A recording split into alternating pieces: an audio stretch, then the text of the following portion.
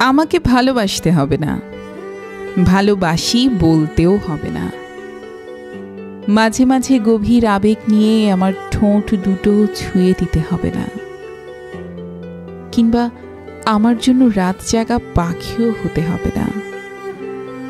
অন্য সবার মতো আমার সাথে রুটিন মেনে দেখা করতে হবে না, কিংবা বিকেলবেলা ফুচকাও খেতে হবে না। এত অসীম সংখ্যক নায়ের ভিড়ে শুধুমাত্র একটা কাজ করতে হবে। আমি যখন প্রতিদিন একবার ভালোবাসি বলবো, তুমি প্রতিবার একটা দীর্ঘশ্বাস ফেলে একটুখানি আদর মাখা গলায় বলবে, পাগল আমার।